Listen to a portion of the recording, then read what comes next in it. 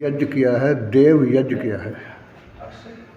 यज्ञ का जो लाभ होता है वो तो सभी जानते हैं।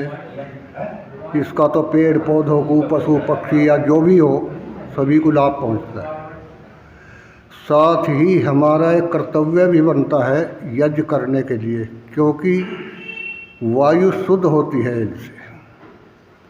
परमात्मा ने हमें बिल्कुल शुद्ध वायु दी है, हम उसे गंदा करते हैं तो हमारा कर्तव्य बनता है कि यज्ञ के द्वारा हम उसे शुद्ध तो कर ही दें। इसलिए यज्ञ ये सर्वश्रेष्ठ कर्म बताया गया। और मुझे तो बड़ी प्रसन्नता होती है जब हमारे इन बच्चों की रुचि यज्ञ के प्रति है, आर्य समाज के प्रति। बहुत ही अच्छे लगते हैं मुझे ये बच्चे। नहीं तो यहाँ जो कुछ भी आज देख रहे हैं, आस्था आस्था गा रखी। अरे आस्था होनी चाहिए, लेकिन आस्था हो तो कम से कम सत्य में।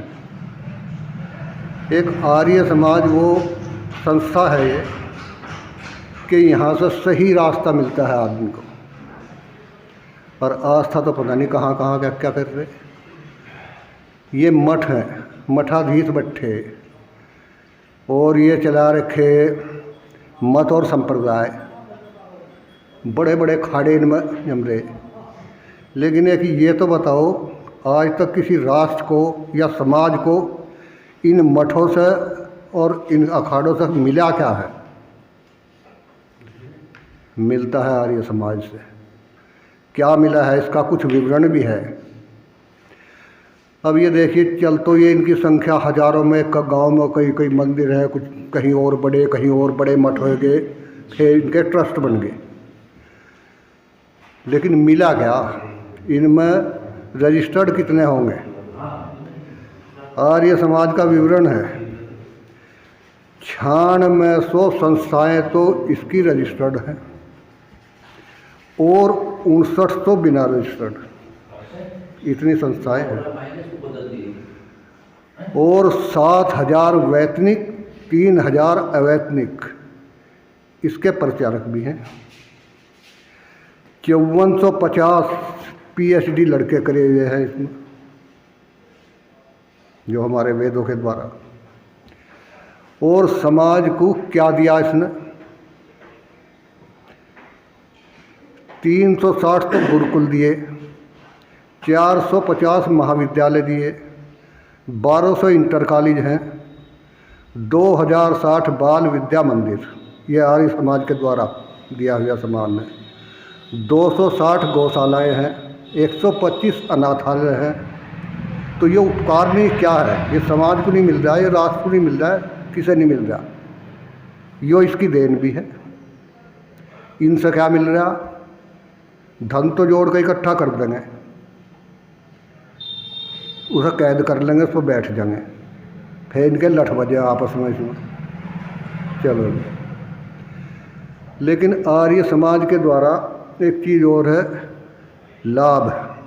एक तो अंधविश्वास और पाखंड से इससे बच जाएगा, एक लग तो लाभ ही हुई है।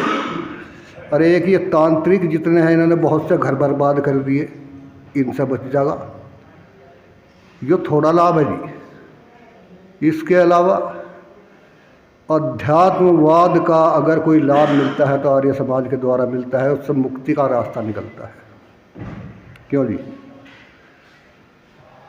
तो मेरा सभी से निवेदन ये है कि इन फालतू बातों में ना पढ़कर थोड़ा सा सच्चाई में विश्वास करें, वहीं अपनी आस्था रखें।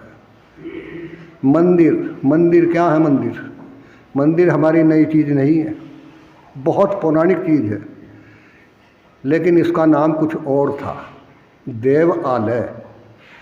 जहाँ हमारे ऋषि लोग आकर वहाँ अपने उपदेश करते थे, उसका नाम उन्हें देवता मानते थे। और वास्तव में होए तो उस जगह का नाम बदल कर मंदिर कर दिया। चलो, नाम तो बदल दिया, कोई बात नहीं, लेकिन उनमें वो काम तो हो रहा था। आज हो क्या रहा? आप भी देख रहे, सारा जमाना देख रहा कि वहाँ जो ये बट्ठे हैं, ये हमारे गांव के वैसे है कि इनमें तो तड़के चले पानी पत्ता घेरिया में जो कुछ भी करते हैं, वहाँ तक ही ख़त्म है। लेकिन इनमें जो चौकड़ी बट्टी है इन पाखंडियों की।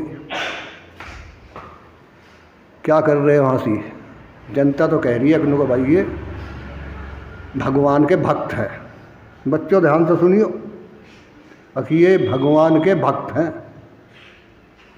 कितने बढ़िया भक्त हैं ये, भगवान की भक्ति करते हैं। ईश्वर भक्ति का कितना बुरा तरीका। मंदिर मस्जिद गिरजे अंदर ये प्रार्थना रोज करें। भोली जनता कहती है ये ईश्वर की खोज करें। खोज नहीं करता कोई, सुल्फा पीवे मौज करें, और फिर भंडारे का करे बहाना, वहाँ पर इकट्ठी फौज करे। लड्डू पेड़े हलवा पूरी बर्फी घेवर लौज करे, और इस मूर्ख जनता को बहका करके ये अपना ओझ भरे। होली दिवाली तीज दशहरा गोवर्धन और भैया दोज करें, और भोली बहने लगा रही इनके माथे पर टीका। ईश्वर भक्ति का कितना बुरा तरीका। कोई हज करने अरब गए वहाँ खुदा की तलाश करे, संग असबद आवे जम जम पर अल्लाह का ठीक निवास करे। कोई मथुरा कोई हरिद्वार में ईश्वर का विश्वास करे, कोई काशी में करों लेकर सिर को कलम त्रास करे।